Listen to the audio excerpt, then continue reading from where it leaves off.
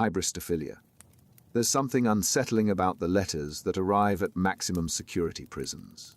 Love letters. Marriage proposals.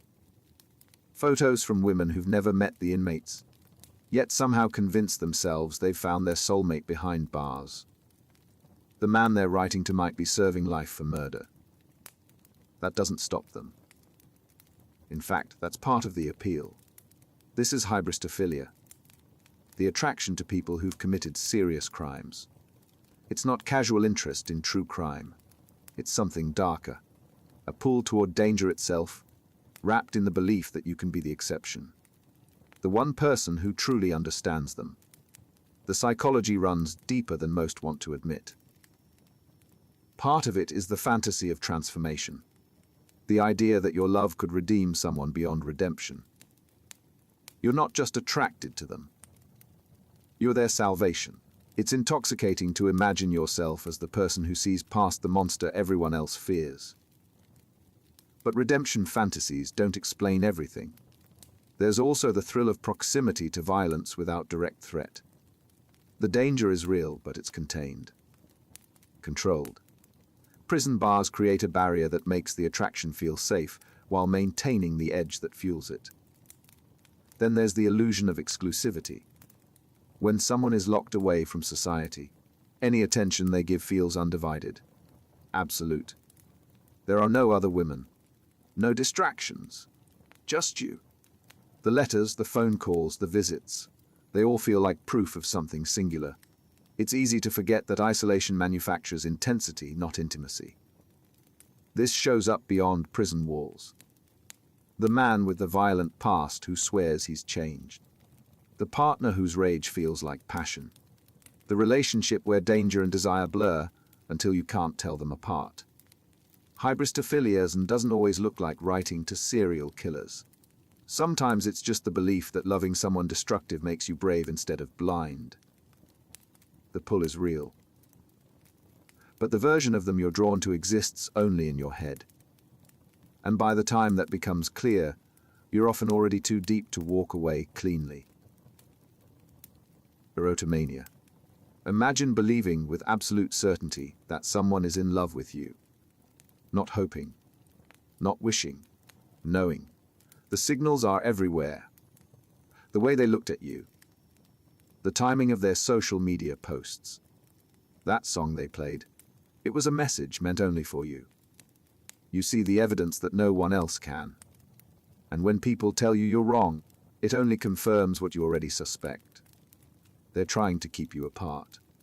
This is erotomania, a delusional belief that someone, often of higher status, is secretly in love with you.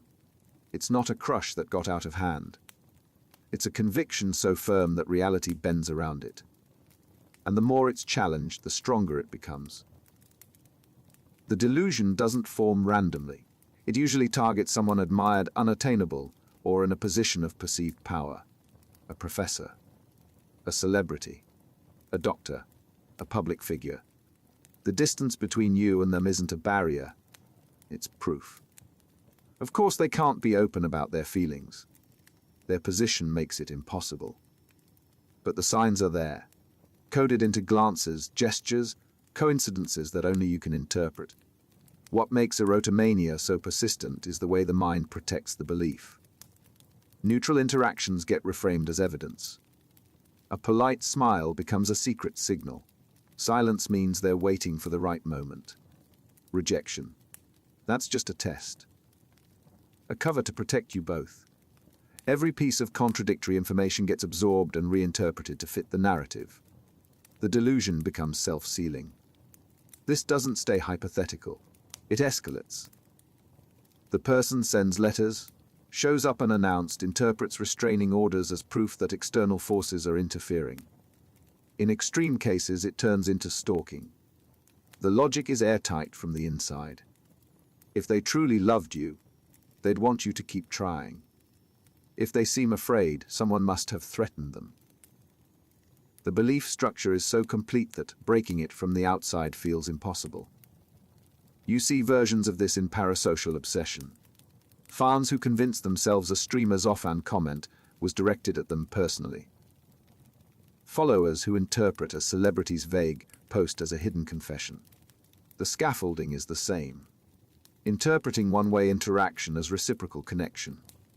Reading intention into randomness. Defending the belief against all contradictions. Erotomania isn't about love.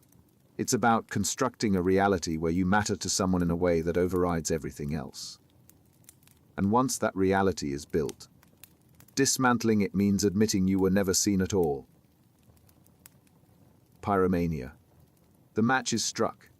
The flame catches. And for a moment, everything else falls away. It's not about warmth. It's not about necessity. It's about watching something transform from solid to ash, feeling the heat on your skin, and knowing you made that happen. The urge to set fires isn't a choice. It's a compulsion that builds until acting on it feels like the only release. Pyromania is the repeated, deliberate setting of fires driven by tension that can only be relieved by ignition. It's not arson for profit or revenge. It's not political or symbolic. The fire serves no purpose beyond the act itself. The person feels mounting pressure, anxiety that tightens until the only thing that brings relief is lighting the match. And once the fire starts, there's a rush. Calm. Control. But that relief is temporary. The cycle resets. The tension builds again. And the only way to ease it is to start another fire. Each time the boundary between thought and action thins. What begins as lighting small fires in isolated places escalates. Bigger fires. Riskier locations. The need for that release overrides the awareness of consequences. The psychology behind it isn't about destruction, though destruction is what results. It's about reclaiming a sense of agency. Fire is immediate. Powerful. Watching it spread creates a feedback loop. The person feels in control of something uncontrollable, which paradoxically feeds the compulsion. They're not thinking about the damage. They're fixating on the moment the flame takes hold. This manifests in different intensities. Some people set small fires in controlled environments, never moving beyond that. Others progress. Abandoned buildings, forests, occupied structures. The escalation isn't planned. It's the compulsion demanding more to achieve the same relief. By the time the stakes are high enough to register as dangerous, the pattern is already locked in. Pyromania doesn't look like anger. It looks like someone who goes quiet before they disappear. Someone who seems calm right after chaos breaks out nearby. The compulsion hides in plain sight because the behavior doesn't match the expected profile of rage or malice. It's tension-seeking release. And fire is the only thing that works. Kleptomania. Your hand reeks out. You don't need what you're taking. You probably don't even want it. But the urge is there, insistent, and ignoring it feels impossible. You tell yourself you'll put it back. You won't. The item slips into your pocket and the relief is instant. For a moment, the pressure lifts. Then it starts building again. Kleptomania is the compulsive urge to steal items of little to no value. It's not theft for gain. It's not desperation. The stolen object is usually worthless, often discarded immediately after. What drives the behavior is the build-up of tension before the act and the release that comes after. The cycle repeats, and each time, the shame doesn't stop it. The compulsion does. The items themselves don't matter. A pen, a pack of gum, a small trinket. Sometimes the person doesn't even remember taking it until they find it later. The act is almost automatic. The brain has learned that stealing provides relief from mounting anxiety, so it pushes toward that behavior even when the person consciously knows it's wrong. Rational thought takes a back seat. The urge wins. What makes kleptomania so isolating is the inability to explain it. People assume theft is about need or greed. But this isn't rational. The person often has money. They could buy the item. That's not the point. The compulsion isn't about acquisition. It's about the temporary escape from the pressure that builds in their chest, the tightness that only eases when they take something without permission. The behavior doesn't stay contained. It happens in different settings: stores, friends' homes, workplaces. The person might go months without acting on the urge, then relapse under stress. Each incident reinforces the pattern. The brain registers the relief and seeks it again. The longer this continues, the harder it becomes to break the cycle. Guilt piles up, but guilt doesn't override compulsion. It just makes the next urge harder to resist. Kleptomania doesn't look like crime. It looks like someone walking out of a store with something they didn't mean to take, staring at it in their hand like they're confused about how it got there. It looks like shame that doesn't lead to change. The compulsion is stronger than the consequences. And until it's addressed, the cycle keeps turning. Trichotillomania. It starts small. A single hair. You pull it without thinking, and there's a brief moment of satisfaction. Then another. And another. Before you realize it, there's a bald patch you'll need to cover tomorrow. You promise yourself you'll stop. But the next time the urge hits, your hand moves on its own. Trichotillomania is the compulsive pulling of one's own hair, resulting in noticeable hair loss. It's not a habit you can just quit. It's a response to stress, boredom, or anxiety that becomes so ingrained it feels automatic. The person knows they're doing it. They see the damage. But the urge to pull is stronger than the awareness of harm. The behavior doesn't happen randomly. It usually follows a pattern, a trigger, stress from work, an uncomfortable social situation, sitting idle with nothing to occupy your hands. The urge builds. Pulling the hair releases tension. For a few seconds, there's relief. Then the guilt sets in, but the next time the trigger appears, the cycle repeats. The brain has learned that pulling provides relief, so it pushes toward that behavior again and again. The damage accumulates slowly, then all at once. Small patches become larger bald spots. Eyebrows thin. Eyelashes disappear. People start noticing, which adds another layer of stress. And stress makes the compulsion worse. The person might try wearing hats, using makeup, avoiding mirrors.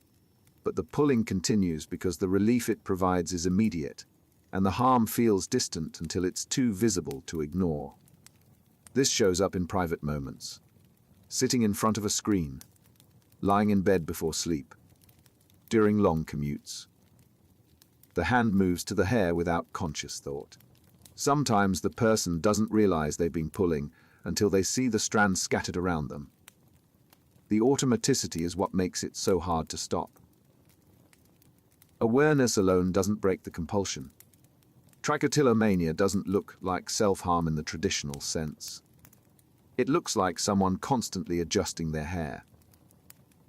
Someone who never seems comfortable with how they look. Someone who pulls away when you get too close. The compulsion hides behind small gestures until the damage can't be hidden anymore. Dermatillomania. The skin is raw. Small scabs you've picked open again and again, each time telling yourself this will be the last. It never is. The mirror shows the damage, red marks, scarring, new wounds layered over old ones. You know you should stop. But the urge is already there building, and resisting it feels worse than giving in. Dermatillomania, also known as excoriation disorder, is the compulsive picking of one's own skin. It's not vanity. It's not self-destruction in the way people assume. It's a response to an internal pressure that can only be relieved by picking, scratching, digging at perceived imperfections until the skin breaks. The person sees a bump, a scab, an irregularity, and the urge to fix it becomes overwhelming. But fixing it makes it worse. The cycle doesn't stop. The behavior often starts with something minor. A pimple, dry skin, a small imperfection that most people would leave alone. But for someone with dermatillomania, leaving it alone isn't an option. The urge to pick is immediate and insistent. Once they start, stopping feels impossible. Minutes turn into an hour. The skin that was fine now bleeds. The relief that comes from picking is brief. The shame that follows is not. What makes this so persistent is the feedback loop. Picking creates more imperfections. Scabs form. The person notices them, and the urge to pick returns. Each cycle reinforces the behavior. The brain learns that picking provides temporary relief from anxiety or frustration, so it pushes toward that action even when the person knows the long-term result is damage. Rational awareness doesn't override the compulsion. The urge wins. The damage isn't just physical.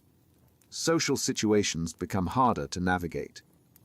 The person avoids close interactions. They wear clothing or makeup to cover the marks. Mirrors become sources of shame and triggers for more picking. The longer this continues, the more isolated they feel. And isolation increases stress, which makes the compulsion worse. The cycle tightens. Dermatillomania doesn't look like a crisis. It looks like someone who always has band-aids on their fingers. Someone who spends a long time in the bathroom. Someone who flinches when you ask if they're okay. The compulsion runs quietly, carving damage into skin and psyche alike, until the person can't remember what it felt like to leave their skin alone. Oniomania. The bag is already in your hand before you've decided to buy it. You don't need it. You have 3 others just like it at home. But standing here, in this moment, the only thing that matters is the rush of acquiring something new.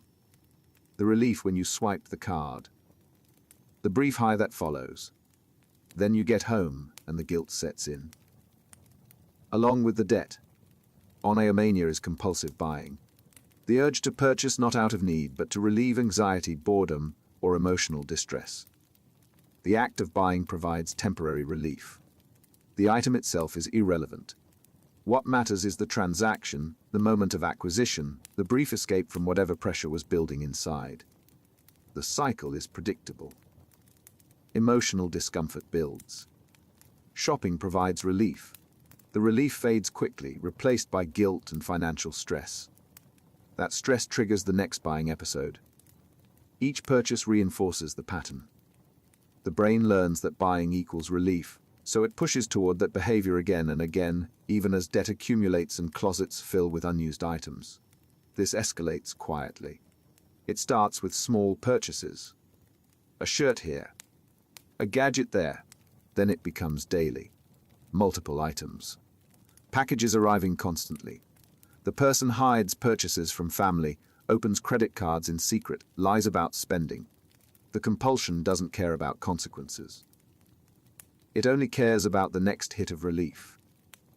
Oniomania doesn't look like addiction. It looks like someone who's always getting deliveries.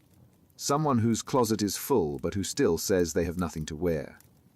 The compulsion hides behind consumerism until the debt becomes impossible to ignore. Bibliomania. The shelves are full.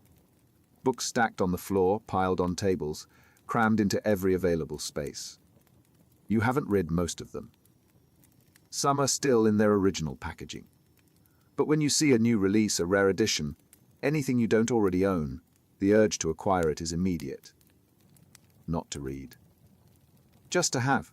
Bibliomania is the obsessive collecting of books beyond any reasonable need or ability to read them. It's not a love of reading. It's a compulsion to accumulate, to possess, to ensure that no book escapes your collection. The act of acquiring is what provides relief. The books themselves often go unread, their value tied not to content but to ownership. The drive doesn't come from intellectual curiosity. It comes from the same place as any compulsion, an internal pressure that can only be eased by adding to the collection. Miss a first edition, and the anxiety builds. Acquire it, and there's temporary calm. Then the cycle resets. Another book release. Another gap in the collection. Another purchase that must be made. This can consume finances and living space. Entire rooms dedicated to books that will never be opened. Purchases made on credit. Relationships strained by the refusal to stop acquiring. The person knows it's irrational. They see the excess. But the compulsion overrides logic. The collection must grow. Bibliomania doesn't look like hoarding. It looks like passion. a serious reader, a dedicated collector, until the space runs out and the debt piles up, and it becomes clear the books were never about reading at all. Megalomania. You're not just confident. You're convinced you're destined for greatness beyond what anyone else can comprehend. The rules don't apply to you. The people around you simply can't see what you see, that you're meant for power, recognition, control. Their doubt isn't reasonable skepticism. It's jealousy, blindness, proof that they're beneath you. Megalomania is a psychological condition characterized by delusional fantasies of power, relevance, or omnipotence. It's not ambition. It's a distorted self-perception where the person genuinely believes they are superior, destined for extraordinary achievement, and that any failure to recognize this is a failing in others, not themselves. The delusion is self-sustaining. Success is proof of superiority. Failure is someone else's sabotage or the world's inability to understand brilliance. Criticism doesn't register as feedback. It registers as an attack from those too small-minded to grasp the vision. The person surrounds themselves with people who reinforce the delusion, discarding anyone who questions it. This manifests in grandiose plans with no realistic foundation. Claiming expertise in fields they've never studied. Asserting authority they haven't earned. Expecting deference without having demonstrated competence. And when reality doesn't align with the fantasy, the person doesn't adjust their self-perception. They adjust their interpretation of reality. Megalomania doesn't look like delusion from the inside. It looks like clarity, like finally being seen for what you truly are. That's what makes it so persistent. The person isn't lying. They genuinely believe it. And belief that's strong doesn't break easily. Graphomania. The page fills. Then another. And another. You can't stop writing. Not because you have something urgent to say, but because the compulsion to put words on paper overrides everything else. Sleep. Work. Relationships. The writing itself doesn't matter. The quality is irrelevant. What matters is the act. The constant need to produce text. Graphomania is the overwhelming compulsion to write. Not as a craft or a passion, but as a compulsion that feels impossible to resist. The person writes constantly, often without purpose or audience. The content is typically disorganized, repetitive, and lacks coherence. What drives it isn't inspiration. It's the need to keep writing, as if stopping would create unbearable internal pressure. The compulsion disrupts normal functioning.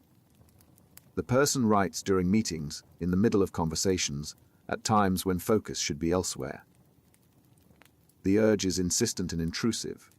Trying to resist it creates anxiety. Giving in provides temporary relief, but the relief doesn't last. The urge to write returns almost immediately. This isn't about storytelling or communication. It's about the act itself.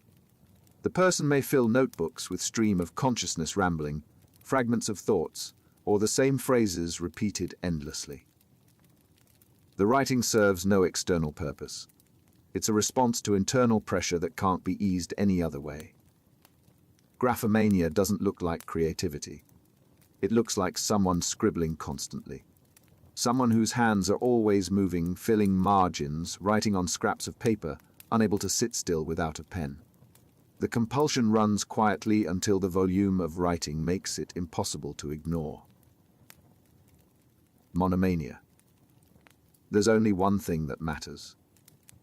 Everything else fades into background noise. Conversations that don't circle back to it feel like distractions. People who don't understand its importance seem irrelevant. Your entire focus has narrowed to a single idea, a single goal, a single obsession that consumes every available thought. Monomania is a pathological fixation on a single subject or idea to the exclusion of all else. It's not dedication or passion. It's an obsessive narrowing of focus, where one topic dominates thinking to the point that normal functioning becomes difficult. The person can't shift attention away. Every conversation, every decision, every moment of downtime gets pulled back to the fixation. The obsession doesn't have to be rational. It could be a conspiracy theory, a perceived injustice, a scientific problem, a person, an event. What defines monomania isn't the subject. It's the intensity and the inability to disengage. The person knows other things exist. They just can't make themselves care. The fixation hijacks attention and won't let go. This creates isolation. Friends stop inviting the person to social events because every interaction turns into a monologue about the obsession. Work suffers because focus drifts back to the fixation regardless of the task at hand. Relationships break down because the person can't engage with anything outside the single subject that occupies their mind.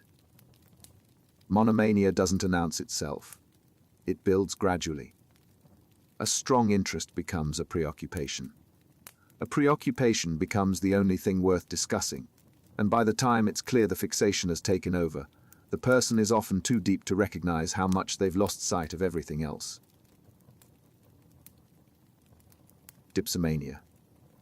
The craving hits suddenly. Not a casual desire for a drink. An overwhelming, uncontrollable compulsion to consume alcohol until you can't anymore. It's not daily drinking. It's episodic. Periods of complete sobriety interrupted by binges so intense they consume days.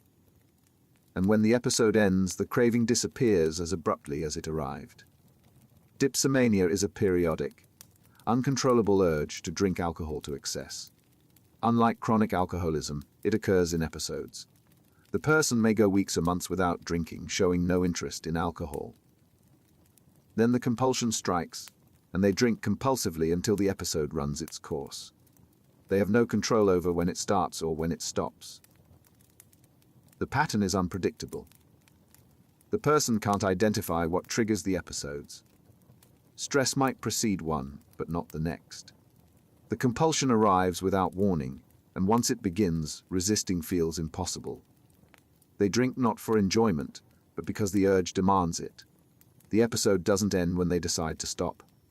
It ends when the compulsion lifts. Between episodes, the person may function normally. No cravings. No desire to drink. They might convince themselves the problem is under control. But the next episode always comes. And when it does, the loss of control is absolute. Jobs are lost. Relationships fracture. The person disappears into the binge, emerging only when the compulsion releases them. Dipsomania doesn't look like typical addiction. It looks like someone who doesn't drink most of the time. Until they do. And when they do, it's total. The compulsion runs in cycles, unpredictable and overwhelming, until the pattern destroys everything in its path. Pluviophilia. The rain starts. Most people reach for umbrellas, rush indoors, complain about the weather. You do the opposite. You feel calm. Focused. Like something inside you that was tense finally relaxes. The sound, the smell, the rhythm of it. This is when you're most at ease. Not despite the rain. Because of it, Pluviophilia is a strong affinity for rain and rainy weather. It's not just enjoying a rainy day. It's feeling genuinely drawn to it, seeking it out, experiencing a shift in mood that only happens when rain falls. For some, it's for sensory experience. The sound creates a kind of auditory comfort. For others, it's the atmosphere, the permission rain gives to slow down, stay inside, withdraw from expectations. The pull isn't random. Rain creates a specific environmental shift. Social pressure drops. Plans get cancelled. The world slows. For people who find normal pace overwhelming, rain becomes a recurring source of relief. It's predictable. Controllable in the sense that it provides a built-in excuse to disengage without judgment. This can become a subtle dependency. The person feels most comfortable, most themselves, when it's raining. Sunny days feel demanding. Clear skies bring obligation. Rain brings permission. Over time, mood becomes tethered to weather patterns. Good days require clouds. And when the forecast stays clear for too long, restlessness builds. Pluviophilia doesn't look like a problem. It looks like a preference. Someone who loves rainy days. But when mood stability depends on something as uncontrollable as weather, the preference starts to function like a need. Nyctophilia. The sun sets. The day ends. And everything feels easier. Not because the work is done, but because the night itself brings relief. The darkness, the quiet, the sense that the world has finally stopped watching. This is when you come alive. Daylight feels exposing. Night feels safe. Nyctophilia is a preference for night and darkness. It's not insomnia or fear of sleep. It's feeling more comfortable, more focused, more like yourself when the sun goes down. Some people are more alert at night. Others find the darkness soothing, a kind of psychological cover that makes existence feel less demanding. The preference often starts as a pattern. You stay up late, not because you can't sleep, but because nighttime feels different. Fewer obligations. Less noise. The world shrinks to whatever space you occupy. For people who find daytime overwhelming, night becomes a retreat. It's not running from something. It's moving toward the only time that feels manageable. But this inverts normal rhythms. The person sleeps through mornings, avoids daylight commitments, structures life around nocturnal hours. Work suffers if it requires daytime presence. Relationships strain when schedules don't align. The preference becomes isolating not by choice, but by the mismatch between when the person feels functional, when the world operates. Nyctophilia doesn't announce itself. It looks like a night owl, someone who prefers late hours. But when daylight becomes something to avoid rather than something to tolerate, the preference has crossed into something harder to reverse. Autophilia. The invitation comes. Dinner. A party. A weekend trip. Your first instinct isn't excitement, it's resistance. Not because you dislike the people, because being alone feels better, easier, more honest. You've built a life that doesn't require others, and the thought of disrupting it, even temporarily, feels like a loss rather than a gain. Autophilia is a strong preference for solitude and self-reliance, often to the point of avoiding relationships and social interaction entirely. It's not introversion. Introverts recharge alone but still engage socially. Autophilia is a deeper withdrawal where solitude isn't just preferred. It's the only state that feels comfortable. Connection starts to feel like intrusion. The pattern builds gradually. Social interactions feel draining, so you limit them. Limiting them feels good, so you cut more. Eventually, the default becomes isolation, not loneliness. Chosen solitude. The person convinces themselves this is healthier, more authentic. And in some ways it is. But the cost is connection. Relationships atrophy. Support networks disappear. And when a crisis hits, there's no one left to call. This isn't misanthropy. The person doesn't hate others. They just don't need them. Or they've convinced themselves they don't. The brain adapts to isolation, becomes comfortable there, and starts interpreting social opportunities as threats to that comfort. What began as preference hardens into an identity. Alone becomes the only way to be. Autophilia doesn't look like isolation from the inside. It looks like peace. Like finally living on your own terms. Until something breaks and you realize the terms were narrower than you thought. Hodophilia. The urge hits without warning. You need to move. Leave. Go somewhere, anywhere, as long as it's not here. It's not about the destination. It's about the act of going. Booking the ticket. Packing the bag. Walking away from the familiar and into something new. And the moment you arrive, the urge is already building again. Hodophilia is an intense love of travel and the compulsion to keep moving. It's not wanderlust in the casual sense. It's a persistent restlessness that can't be satisfied by staying in one place. The person feels most alive in transit. Settling feels like stagnation. Routine feels like a cage. The only relief comes from planning the next departure. The drive often masks something deeper. Travel provides constant novelty, which keeps the mind engaged and distracted. It offers an identity, the traveler, the adventurer. that feels more interesting than whatever they'd be at home, but it also prevents depth. Relationships stay surface level because the person is always leaving. Projects go unfinished.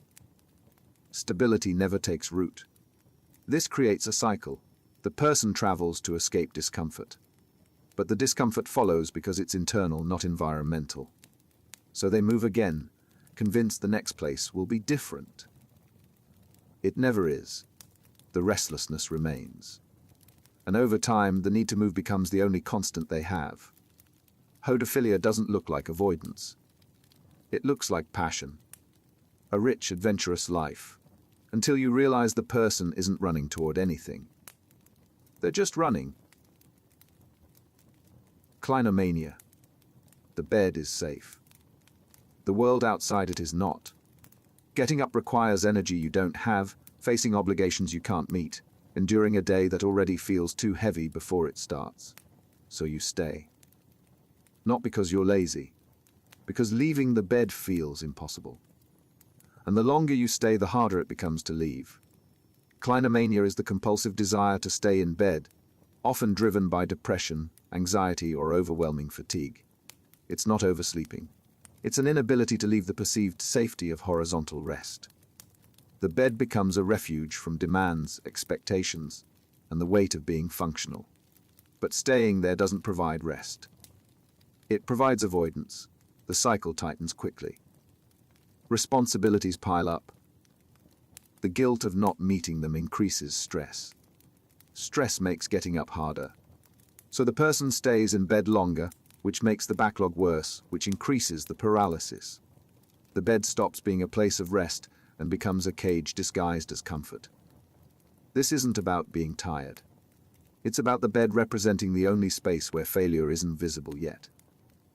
Once you get up, you have to confront everything you're not doing. In bed, the demands are still theoretical. The person knows staying makes things worse, but the immediate relief of not facing the day overrides the long-term cost. Clinomania doesn't look like a disorder. It looks like someone who sleeps a lot. Until the days blur together, and the world outside the bed starts to feel unreachable. Workaholism. The project is finished. You could stop, rest, spend time with family. But the thought of stopping creates immediate anxiety. What if there's more to do? What if slowing down means falling behind? So you open the laptop again, answer emails, start the next task. Work isn't something you do. It's the only thing that feels safe. Workaholism is compulsive overwork driven not by ambition, but by the inability to stop. It's using work to avoid discomfort, whether that's anxiety, relationship problems, or the emptiness that appears when you're not productive. The person doesn't work because they love it. They work because not working feels worse. The addiction is socially rewarded, which makes it harder to recognize. Society praises dedication, hustle, commitment. No one questions why you're always working. The praise reinforces the behavior. But underneath, the compulsion is the same as any other addiction, using an activity to regulate internal distress. And like any addiction, it comes with a cost.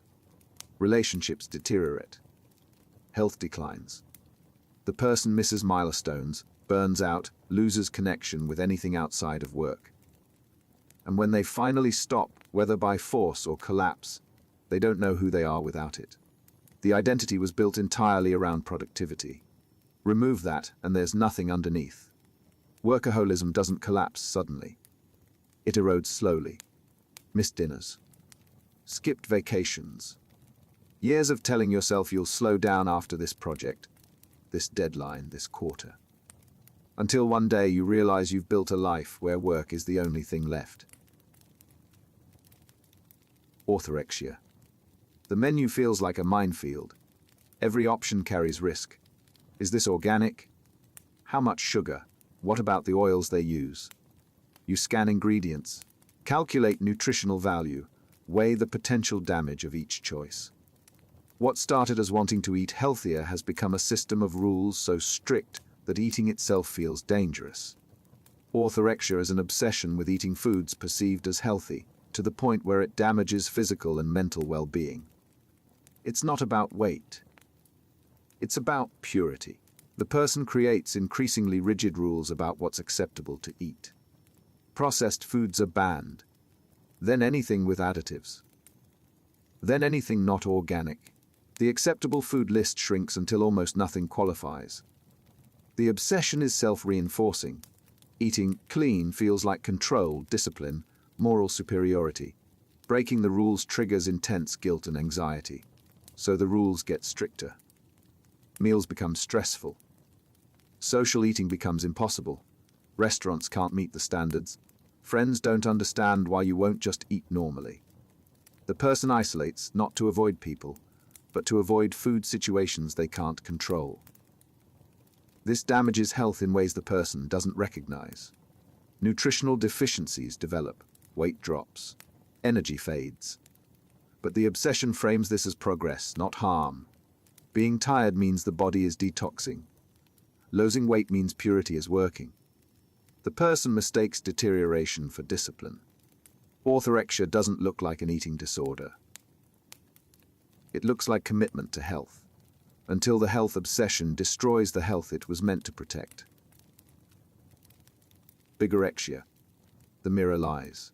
You see someone small, weak, undeveloped. Everyone else sees muscle definition, size you've built over years. But what they see doesn't register. Your reflection shows only what's missing, never what's there. So you lift more, eat more, push harder. The goal isn't strength. It's erasing the weakness that only you can see. Bigorexia, also called muscle dysmorphia, is a condition where the person obsesses over being insufficiently muscular, even when objectively well built. It's body dysmorphia focused on size and definition. The person constantly perceives themselves as smaller or weaker than they are. No amount of muscle gain corrects the distortion. The goal keeps receding. This drives compulsive behavior, hours in the gym daily, strict meal plans, supplements, sometimes steroids, anything to add mass. The person skips social events to train, cancels plans to stick to meal timing. Relationships suffer because the obsession consumes time and focus. But stopping feels impossible because the perceived inadequacy is always there, demanding correction. The pursuit damages more than relationships. Overtraining causes injuries. Steroid use brings health risks. The person ignores pain, pushes through warning signs, because admitting limits feels like admitting the weakness they're trying to erase. The body breaks down while the mind insists it's still not enough. Bigorexia doesn't look like insecurity. It looks like dedication. Until the dedication becomes destruction, and the person still can't see themselves clearly. Ailuromania. 1 cat becomes 2. 2 becomes 5. 5 becomes a number you've stopped counting. The house smells. The litter boxes overflow. You can't afford proper vet care for all of them, but you can't stop taking in more. Each one needed saving. And now you're drowning, but walking away feels like abandonment. Ailuromania is the obsessive need to acquire and care for cats, often beyond the person's ability to provide proper care. It starts with genuine love for animals. But it escalates into hoarding. The person convinces themselves they're helping, rescuing, providing safety. But the conditions deteriorate. Too many cats in too small a space. Insufficient resources. Health declines for both the animals and the person. The compulsion overrides rational limits. The person sees a stray and can't leave it. Another litter needs home, so they take them all. Each addition is justified as necessary, compassionate, the right thing to do. But the cumulative effect is neglect. The cats aren't thriving. They're surviving in conditions that harm them. The person can't see this because admitting it would mean confronting the harm they've caused while trying to help. This creates isolation. Friends stop visiting because of the smell and the chaos. Family members express concern, which gets interpreted as judgment.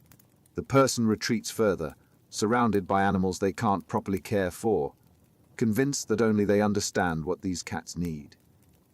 Ailuromania doesn't look like cruelty. It looks like compassion taken to an extreme. But when love becomes hoarding, the animals suffer most. Logomania. You can't stop talking. Not because you have something urgent to say, but because silence feels unbearable. The words pour out unfiltered, excessive, and you see people's attention fade. But stopping feels worse than continuing. Conversations aren't exchanges. They're monologues you can't turn off. Logomania is compulsive, excessive talking. It's not extroversion or enthusiasm. It's an inability to regulate speech. The person talks rapidly, jumps between topics, dominates conversations without awareness or control. The content is often irrelevant or repetitive. What drives it isn't the need to communicate. It's the compulsion to keep speaking. This alienates others quickly. People avoid conversations because they become trapped listening. Social invitations stop. The person notices the withdrawal but can't connect it to their own behavior. They interpret the isolation as others being unfriendly, not as a response to the relentless talking. The compulsion makes self-awareness nearly impossible. The behavior can signal underlying conditions, anxiety, mania, neurological issues, but the common thread is the loss of control. The person wants to stop. They see the social cost, but the urge to talk overrides intention. Silence creates immediate discomfort that only speaking relieves, so the cycle continues. Logomania doesn't look like a disorder. It looks like someone who talks a lot, until the talking pushes everyone away, and the person is left speaking to an empty room. Technophilia. The phone buzzes. You check it. Nothing important. But the next notification might be, so you keep it close, screen always visible. Attention split between the present moment and the device in your hand. You upgrade every year. Not because the old one failed, but because newer feels necessary. Technology isn't a tool anymore. It's the center. Technophilia is an excessive enthusiasm for technology, often to the point of dependence and social withdrawal. It's not about using technology. It's about needing it, structuring life around it, feeling anxious when separated from devices. The person upgrades constantly, not for function but for the sake of having the latest version. Technology becomes identity. The dependence is gradual. Checking the phone becomes constant. Conversations happen through screens instead of in person.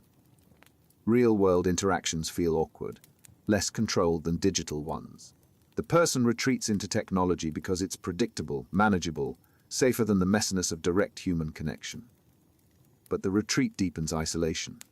Relationships weaken. Social skills atrophy.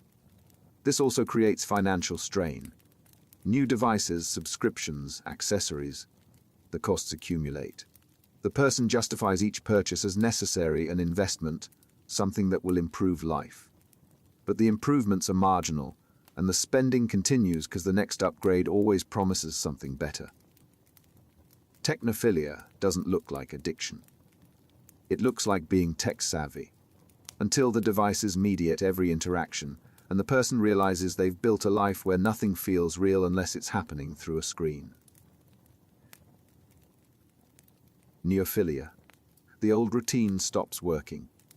Not because it failed, but because it's old. The job is stable, but you want a new one. The relationship is fine, but you're already looking for what's next. The apartment is comfortable, but you're browsing listings. The pull toward newness isn't about improvement. It's about the newness itself. Neophilia is the compulsive pursuit of novelty. It's not curiosity or adaptability.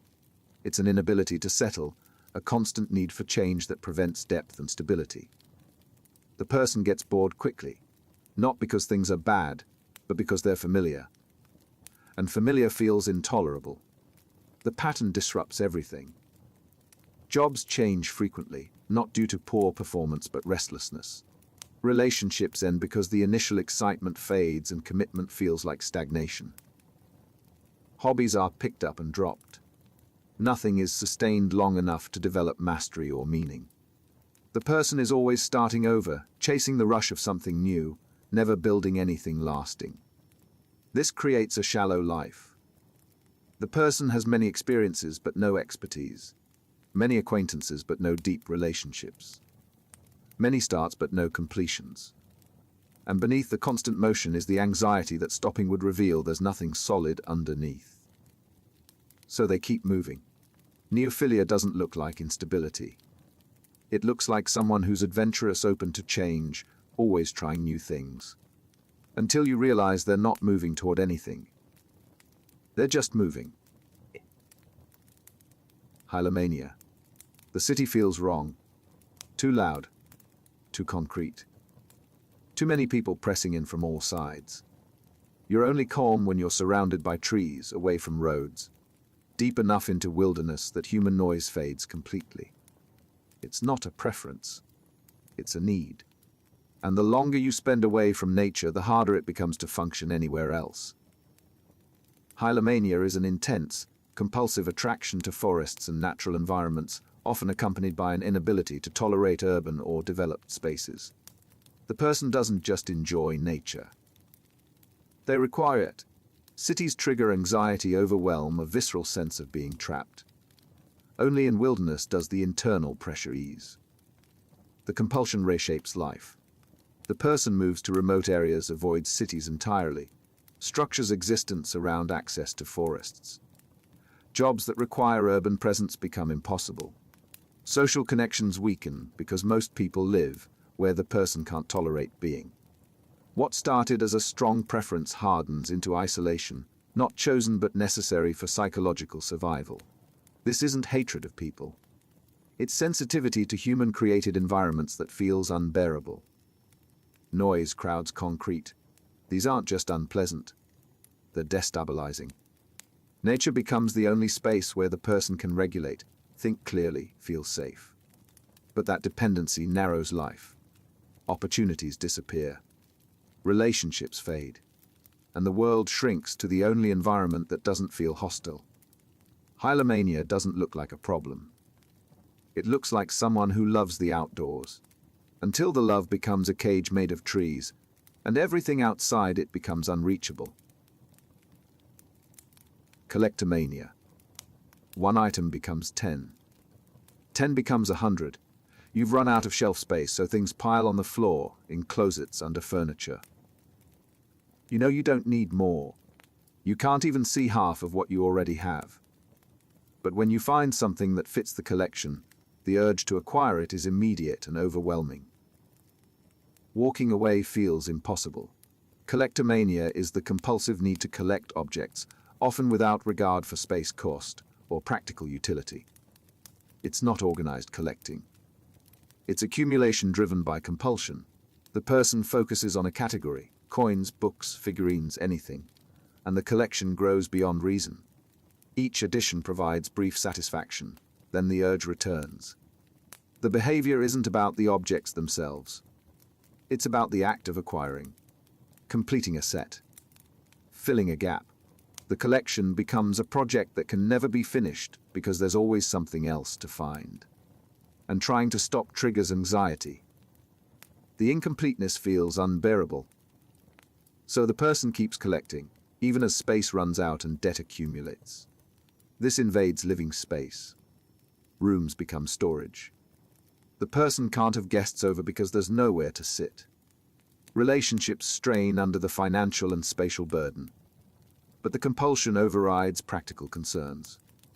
The collection must grow. Stopping isn't an option the mind will accept. Collectomania doesn't look like hoarding. It looks like a serious hobby, until the hobby takes over the home, and the person is surrounded by things they'll never use, organize, or even see again. Oenophilia. The wine cellar is full. Bottles you haven't opened, some you can't afford to replace, many you'll never drink. But the new release is limited, and not having it feels like a gap you can't tolerate. So you buy it. Add it to the collection. The enjoyment isn't in drinking, it's in possessing. Oenophilia, taken to an extreme, is an obsessive devotion to wine that goes beyond appreciation into compulsion. The person doesn't just enjoy wine. they structure life around it. Budgets strain under the cost of bottles. Conversations narrow to vintages and terroir. Social events become opportunities to source rare finds. The interest has consumed identity. The obsession creates financial strain. Wine isn't cheap, and rare bottles can cost more than rent. The person justifies the spending as investment, culture, sophistication. But the collection outpaces income. Credit card debt builds. Yet walking past a bottle they don't own triggers immediate anxiety, so they buy it, even when they can't afford it. This also isolates. Friends who don't share the obsession stop getting invited. Conversations that don't involve wine feel pointless. The person retreats into a world where only fellow enthusiasts understand, and even there, the compulsion to out-collect, out-know, out-acquire creates competition rather than connection. Oenophilia doesn't look like a problem. It looks like refined taste. Until the taste becomes an addiction, and the person is drowning in debt surrounded by bottles they're too anxious to open. Ceraunophilia. The storm rolls in. Most people close the windows, stay inside, wait for it to pass. You do the opposite. You go outside. Stand in the rain. Watch the lightning split the sky. The thunder rattles your chest, and you feel more alive than you have all week. It's not about safety. It's about the pull towards something powerful and uncontrollable. Ceraunophilia is an attraction to thunderstorms and lightning. It's not casual enjoyment. It's a compulsion to seek out storms, to be present during them, often at personal risk. The person feels drawn to the intensity, the sound, the light, the sheer force of nature breaking loose. Calm weather feels flat. Storms feel necessary. The behavior escalates. The person checks weather forecasts obsessively, plans around storm systems, drives toward danger zones instead of away. What started as fascination becomes risk-taking, standing outside during lightning storms, chasing severe weather. The thrill overrides the awareness of danger. Each storm needs to be bigger, closer, more intense to provide the same rush. This creates real risk. Lightning strikes, flooding, high winds. The person knows the dangers but dismisses them. The pull toward the storm is stronger than self-preservation. And each time they emerge unharmed, it reinforces the belief that they're somehow exempt from the risks everyone else faces. Ceraunophilia doesn't look like recklessness. It looks like passion for weather, until the passion drives the person into situations where luck is the only thing keeping them alive. Retrophilia. Everything new feels wrong. The music, the fashion, the way people communicate now, it all grates. You retreat into the past. Old movies. Vintage clothing. Technology from decades ago. Not as nostalgia, but as the only era that feels real. The present isn't just unappealing. It's unbearable. And you've stopped trying to engage with it. Retrophilia is an excessive attachment to the past, often to the point of rejecting contemporary culture entirely. The person doesn't just appreciate older things. They live as if the present doesn't exist. Modern music is noise. Current fashion is tasteless. New technology is inferior. Only the past holds value, and anything recent is dismissed without consideration. This creates disconnect. The person can't relate to peers because they refuse to engage with shared cultural references. Conversations feel impossible because the person derails them to talk about how things were better before. Relationships struggle because the partner is expected to adopt the same temporal retreat. The person isn't living in the present. They're inhabiting a version of the past that never quite existed. The attachment often masks avoidance. Retreating into the past means not confronting the present, not adapting to change, not dealing with the discomfort of an evolving world. The past is safe because it's fixed. The present demands flexibility, and that feels intolerable. So the person stays anchored to what's already gone. Retrophilia doesn't look like a problem. It looks like someone with unique taste. Until the taste becomes a refusal to exist in the same timeline as everyone else. Aesthetophiliia. The design isn't quite right. The proportions are off.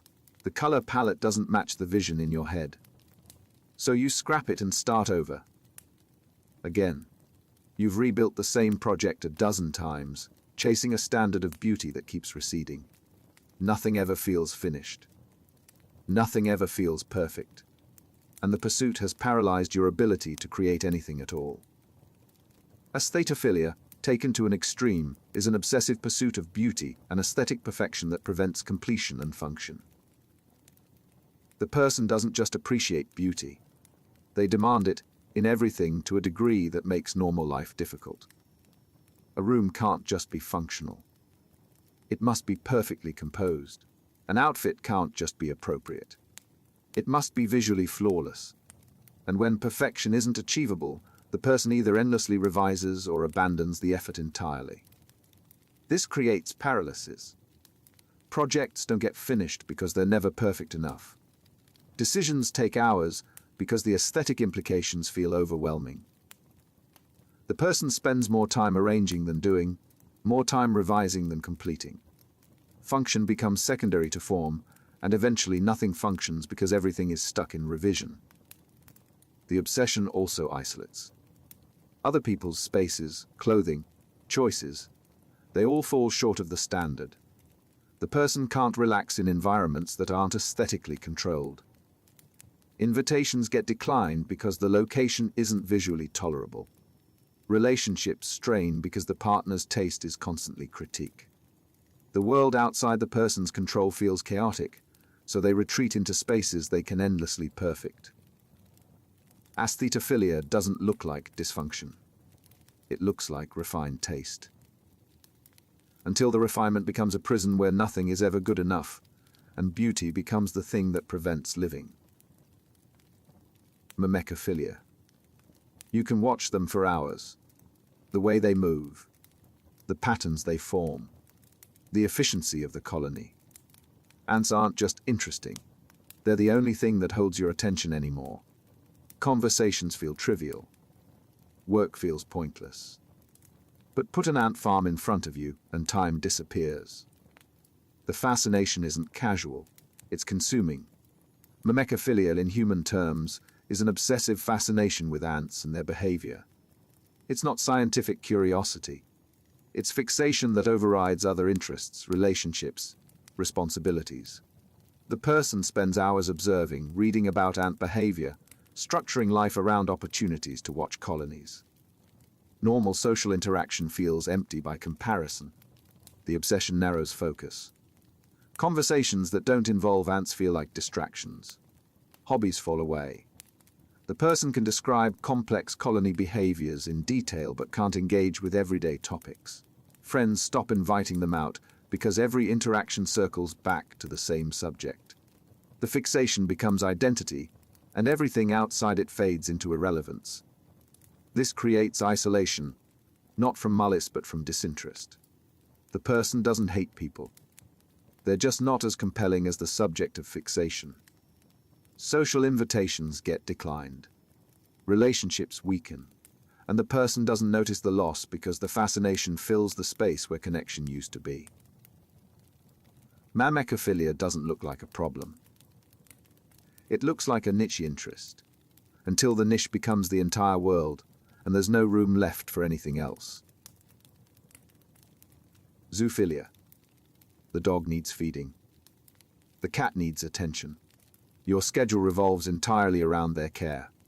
Friends invite you out, but you can't leave the animals alone that long. Family visits are cut short because you need to get home. The animals aren't just pets. They're the center. And everyone else has been pushed to the periphery. In this context, zoophilia refers to an excessive emotional attachment to animals that replaces human relationships. It's not about caring for pets. It's about prioritizing animals over people to a degree that isolates and damages social bonds. The person feels more comfortable with animals than humans. Animals don't judge, don't demand complex interaction, don't create the social anxiety that people do. The pattern builds gradually. Spending time with animals feels easier than navigating human relationships. So the person invests more in the animals, less in people. Eventually, human connections atrophy. Invitations stop coming. The person convinces themselves this is fine. Animals are loyal, people are complicated. But what's actually happening is avoidance disguised as preference. This creates real isolation. The person has companions, but they're not capable of reciprocal human connection.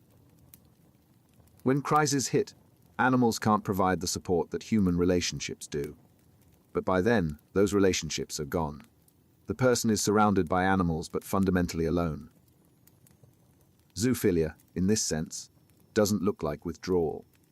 It looks like compassion, until the compassion for animals becomes a replacement for human connection entirely. Mechanophilia. The machine is predictable, reliable. It does exactly what you program it to do every time, without misunderstanding or emotional complication. People aren't like that. People are messy, unpredictable. So you spend your time with machines instead. Not because you hate people. Because machines make sense in a way people don't. Mechanophilia is an excessive attachment to machines and mechanical objects, often accompanied by difficult connecting with people. The person feels more comfortable around technology than humans. Machines follow logic.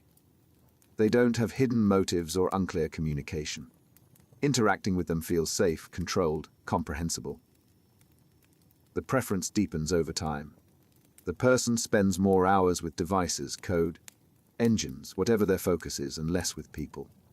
Social skills atrophy from disuse. Conversations feel harder.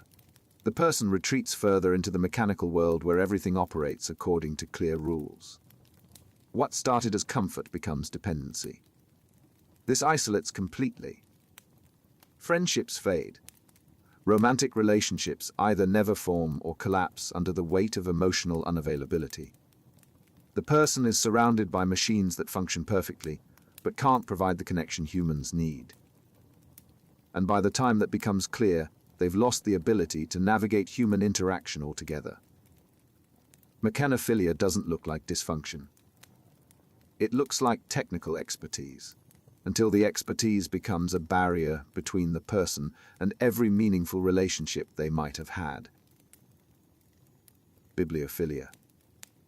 The book is always better. Better than the conversation. Better than the event. Better than the relationship. You'd rather stay home reading than go anywhere, see anyone, do anything. It's not that you dislike people. It's that the worlds inside books feel more real, more satisfying, more worth your time than the one you're actually living in. Bibliophilia, taken to an extreme, is an obsessive love of reading that replaces engagement with real life. The person doesn't just enjoy books.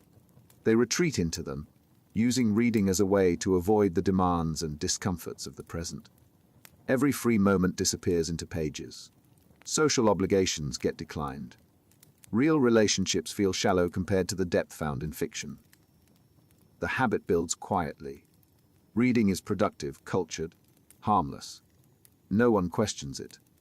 But underneath, it's functioning as avoidance. The person isn't connecting with literature. They're hiding in it. Real conversations require vulnerability. Real relationships demand presence.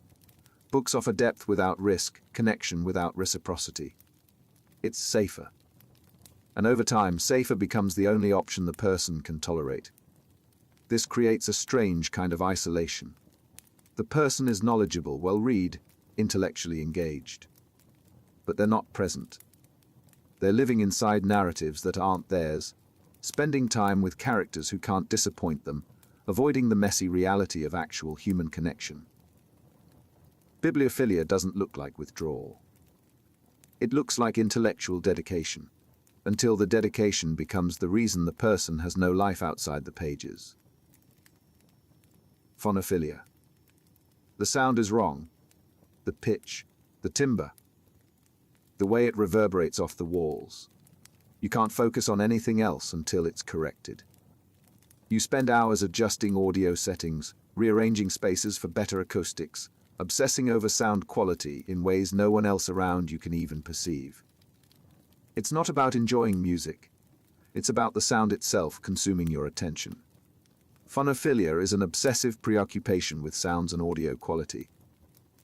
The person doesn't just appreciate good sound. They fixate on it. Every environment gets evaluated for acoustic properties. Conversations get interrupted to adjust volume levels. Normal life becomes difficult because the sonic environment is never quite right, and the need to optimize it overrides everything else. The obsession invades daily function. The person can't relax in spaces with poor acoustics. Social gatherings become unbearable because of ambient noise. They invest heavily in equipment, spend hours fine-tuning, and still can't achieve the standard they're chasing. The pursuit of perfect sound quality becomes a barrier to living normally. This isolates in subtle ways. People stop inviting the person to events because they'll spend the whole time critiquing the sound system. Relationships strain under the constant need to control the audio environment. The person retreats into spaces they can acoustically control, which means retreating from most of the world. Phonophilia doesn't look like a problem. It looks like discerning taste, until the taste becomes a compulsion that makes it impossible to exist comfortably anywhere outside a meticulously controlled sonic environment. Oenophilia. Waking up feels like a loss. The dream was vivid, meaningful, more interesting than anything waiting for you in reality. So you go back to sleep. Not because you're tired, because the dream world feels more worth inhabiting than the waking one. You start structuring your day around opportunities to sleep, to return to the only place where life feels engaging. Oenophilia is a preference for dreaming and the dream state over waking reality. The person doesn't just enjoy dreams, they prioritize them. Sleep becomes the goal, not rest. Dreams feel more real, more significant than actual life. The person extends sleep, takes naps excessively, resents anything that keeps them awake and away from the dream world they prefer. This disrupts normal functioning. The person sleeps through obligations, misses work, cancels plans. Not from depression or illness, but from genuine preference for the dream state. Waking life feels flat, disappointing, not worth engaging with. The dreams offer adventure, meaning, experiences that reality can't match. So the person keeps returning to them. The pattern creates disconnection. Relationships suffer because the person is literally absent, asleep, unavailable. Opportunities pass by. Life happens while the person is dreaming through it. And when they do wake, they're already planning the next chance to sleep, to escape back into the only world that feels worth living in. Oenophilia doesn't look like avoidance. It looks like someone who sleeps a lot, until you realize they're not sleeping because they're tired. They're sleeping because they've given up on being awake. Ceraunophilia. The moon rises. You stop what you're doing. Watch it. Track its phases. Plan your nights around when it's visible. Full moons feel like events. New moons feel like loss. Your mood shifts with the lunar cycle in ways you can't quite explain but can't ignore. It's not astronomy. It's something closer to need. Ceraunophilia is an intense attraction to the moon and lunar phenomena. The person doesn't just appreciate the moon. They feel drawn to it, altered by it, dependent on its presence for emotional regulation. Clear nights become essential. Cloudy skies that hide the moon create genuine distress. The person structures routines around lunar visibility. The attachment often ties to a belief that the moon affects mood, energy, clarity. Whether that's objectively true doesn't matter. The person experiences it as real, and the belief reinforces the dependency. Nights without the moon feel incomplete. The person feels disconnected, out of sync, unable to settle. Only when the moon is visible does internal calm return. This creates limitations. The person avoids indoor evening activities, declines invitations that conflict with moon-watching routines. Relationships strain when partners don't understand why lunar cycles dictate plans. What looks like a harmless interest functions as a constraint that narrows life around something beyond anyone's control. Ceraunophilia doesn't look like a problem. It looks like someone who loves the night sky, until the love becomes a dependency, and the person can't function normally when the moon isn't there. Thanatomania. The thought arrives uninvited. Death. Yours. Everyone's. The inevitability. The mechanisms. How it will happen. When. The thought doesn't leave. It returns over and over, layering itself over every moment until you can't think about anything else. Not because you want to die, because the concept of death has hijacked your mind and won't let go. Thanatomania is an obsessive preoccupation with death and dying.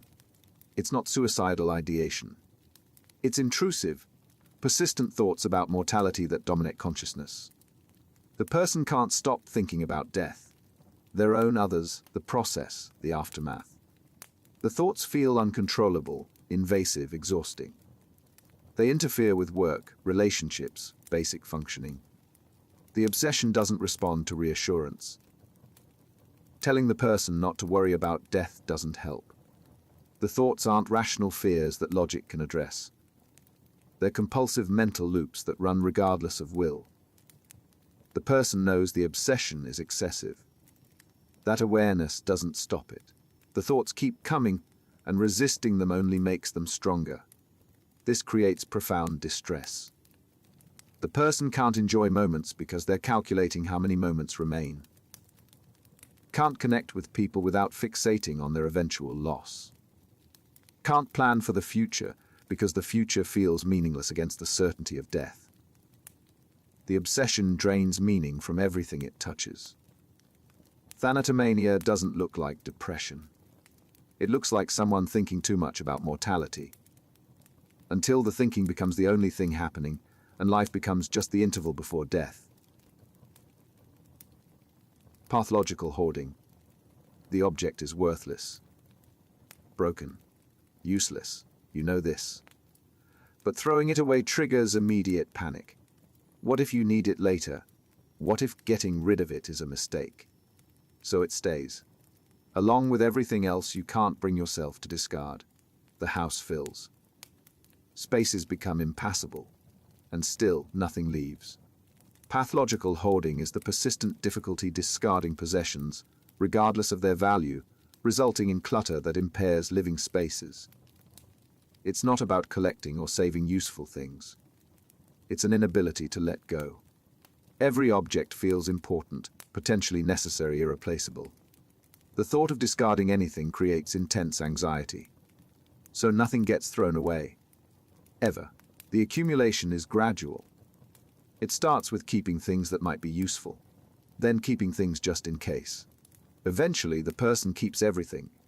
Trash, broken items, duplicates. The space fills until rooms become unusable. Furniture disappears under piles. Walkways narrow to single file paths. The person knows it's a problem but can't change the behavior because the anxiety of discarding is more immediate than the consequences of keeping. This destroys quality of life. Health hazards develop. Social isolation deepens. No one can visit a home buried in clutter. The person feels ashamed but trapped. Every attempt to clean triggers overwhelming distress. So the accumulation continues, and the living space becomes progressively less livable. Pathological hoarding doesn't look like a choice. It looks like someone who can't throw things away. Until the things take over completely, and the person is living in a space that's no longer functional. Compulsive buying. The cart fills. You're not sure when you added half these items. You don't need them. Can't afford them. But the checkout button is right there, and clicking it provides relief. The purchases arrive. You barely look at them. The high was in buying, not having. And now the urge is building again. Compulsive buying is the inability to resist purchasing items, often resulting in financial ruin and emotional distress. It's not about wanting things. It's about needing the act of buying to regulate internal discomfort. The person shops to relieve anxiety, boredom, depression. The moment of purchase provides a brief rush. Then guilt. then the urge to buy again to escape the guilt. The behavior escalates with access. Online shopping makes it constant. No closing time. No physical limits. The person can shop at any hour, in any emotional state. Credit cards remove the immediate pain of spending. The purchases pile up. The debt grows. But stopping feels impossible because buying is the only thing that provides temporary relief from the feelings that drive it. This creates financial catastrophe. Maxed credit cards, drained accounts, hidden debt. The person lies to family about spending, hides packages, opens new cards in secret. Relationships collapse under the financial strain. But the compulsion doesn't care about consequences. It only cares about the next purchase, the next moment of relief. Compulsive buying doesn't look like addiction. It looks like someone who shops a lot. Until the shopping destroys their finances, their relationships, and any possibility of stability. Fanaticism. The belief is everything, not just important, everything. Anyone who disagrees isn't just wrong. They're a threat, an enemy. The cause justifies anything, lying, cutting off family, even violence if necessary. Questioning isn't allowed. Doubt isn't tolerated. There's the belief and there's opposition. Nothing in between. Fanaticism is extreme, uncritical devotion to a cause, ideology, or belief system that overrides rational thought and moral boundaries. The person doesn't hold a strong opinion.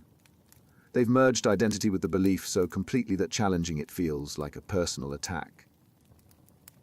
All information gets filtered through the belief. Anything supporting it is true. Anything contradicting it is dismissed or attacked. This creates a closed system. The person surrounds themselves with others who share the belief. Dissenting voices are cut out. Family members who question get disowned. Friends who don't comply are abandoned. The world divides into believers and enemies. Nuance disappears. Complexity gets flattened into absolute certainty. The danger is what this certainty permits. Fanaticism justifies cruelty in service of the belief. If the cause is righteous, then harm becomes acceptable. The person stops seeing opponents as human. They're obstacles, threats, acceptable casualties. And because the belief is absolute, no action in its defense feels wrong. Fanaticism doesn't look like extremism from the inside. It looks like truth, like finally seeing clearly. That's what makes it so dangerous. The person isn't choosing to be extreme. They're convinced they're the only ones who understand what's at stake. Celebrity worship.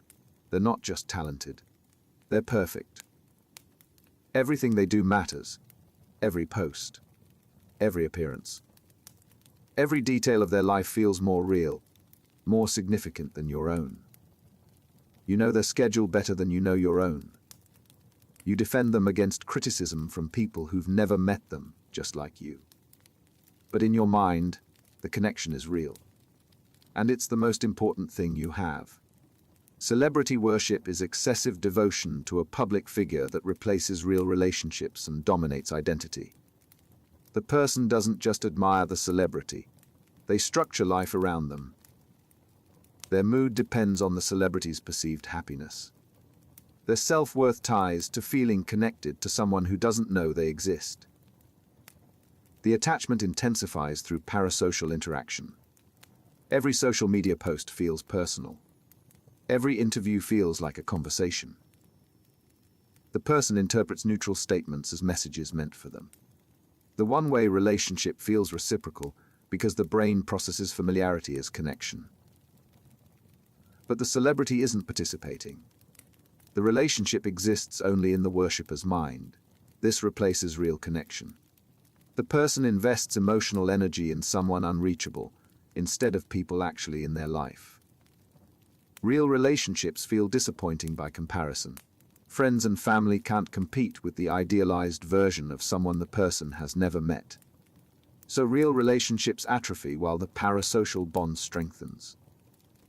Celebrity worship doesn't look like obsession. It looks like being a dedicated fan. Until the dedication becomes the person's entire identity, and they've built a life around someone who will never know they exist. Parasocial obsession.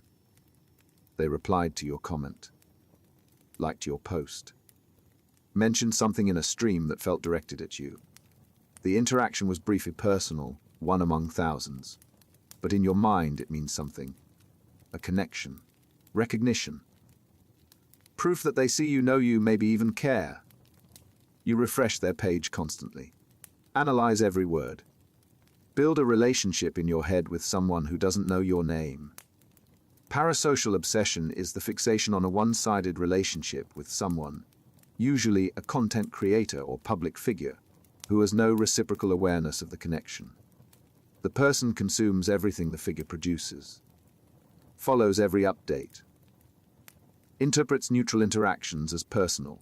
The relationship feels real because the brain doesn't distinguish between repeated exposure to someone on a screen and actual familiarity. The obsession deepens through constant access. Every video, every post, every stream. The person spends hours engaging with content, feeling like they're spending time together. But it's entirely one way. The figure is performing for an audience, not connecting with individuals. The person knows this logically but doesn't feel it emotionally. The parasocial bond overrides rational awareness. This replaces real relationships. Why navigate the complexity of mutual connection when you can have the comfort of someone who never disappoints, never rejects, never demands reciprocity? Real people can compete with the curated version of someone who only exists through a screen. So real connections fade while the parasocial of obsession intensifies. Parasocial obsession doesn't look like delusion. It looks like being a dedicated follower. Until the dedication consumes the person's social life entirely, and they're investing everything in a relationship that exists only in their imagination. Fixation. The same thought, the same pattern, the same response. No matter how many times it fails, you return to it. Not because it works, because it's familiar. The groove is so deep you can't see outside it anymore. Other options exist, but your mind doesn't register them. There's only the one path worn smooth by repetition. Fixation is the rigid adherence to a specific thought, behavior, or approach, even when it's clearly ineffective. The person gets stuck. They can't shift perspective, try new strategies, or adapt to changing circumstances. The fixation becomes the default response to everything, regardless of whether it fits the situation. The pattern forms through repetition. The brain learns a response and keeps using it. Over time, the pathway strengthens while alternatives weaken. Eventually, the fixation is automatic. The person doesn't consciously choose it. Their mind defaults to it before other options can even surface. Trying to break the pattern creates discomfort, so they don't. The fixation persists. This prevents growth. Problems that require flexible thinking don't get solved. Relationships that need adaptation don't improve. The person stays stuck in the same loops, wondering why nothing changes while refusing to deviate from the pattern that keeps failing. The fixation provides false security. At least this response is known, even if it doesn't work. Fixation doesn't look like stubbornness. It looks like consistency, until the consistency becomes rigidity and the person is trapped repeating the same unsuccessful patterns indefinitely. Obsession. The thought won't leave.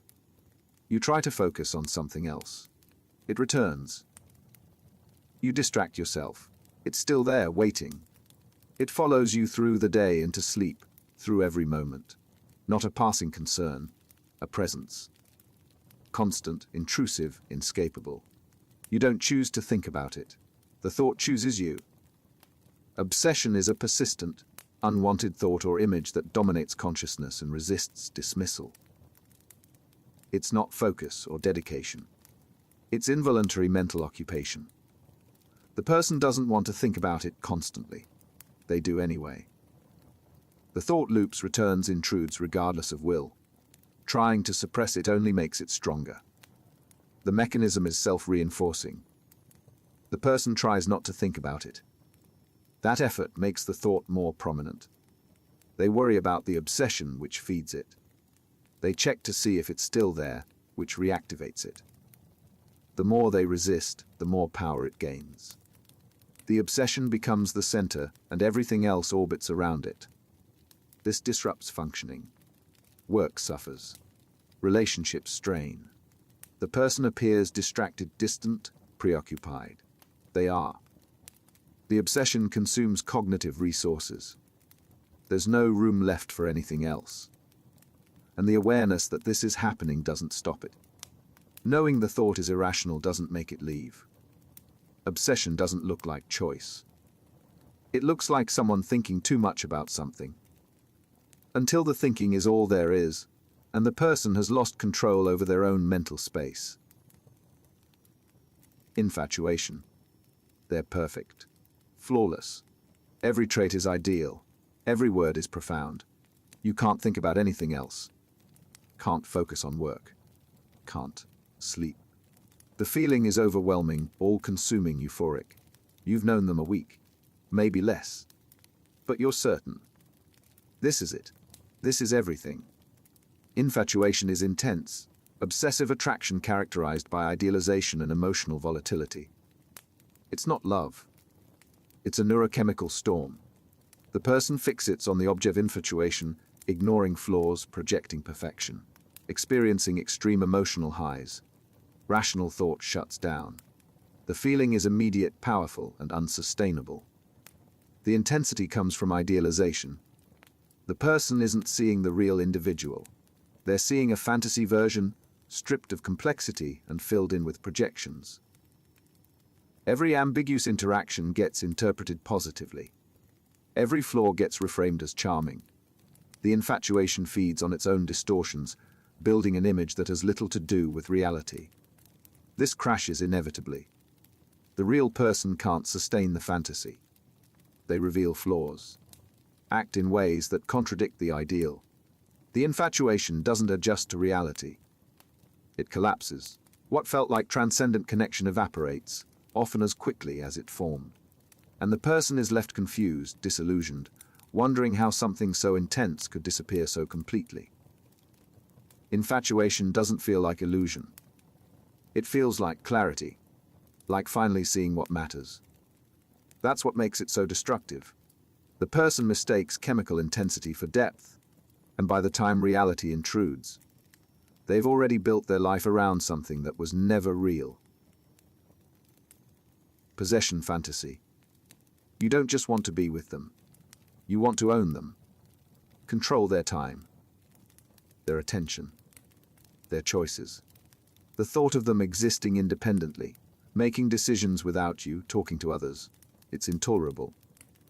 They should be yours, completely, and anything less feels like loss. Possession fantasy is the desire to control and dominate another person, treating them as property rather than an autonomous individual. It's not love or partnership. It's the drive to eliminate the other person's agency, to make them an extension of the fantasizer's will. The person experiencing it believes they have the right to total access, total control. The fantasy often emerges in relationships but can exist outside them. The person becomes obsessed with monitoring, controlling, restricting. They check phones, demand constant updates, isolate the target from others. Any independence is perceived as betrayal. Any privacy is treated as deception. The fantasy requires absolute possession, and anything short of that triggers rage or panic. This destroys what it claims to cherish. The target isn't a partner. They're a prisoner. Love can't exist without autonomy. But possession fantasy doesn't want love. It wants ownership. And when the target inevitably asserts independence, the fantasy either escalates into dangerous control behaviors or collapses into loss. Possession fantasy doesn't look like abuse from the inside. It looks like devotion. Like caring so much you can't bear distance. That's what makes it so dangerous.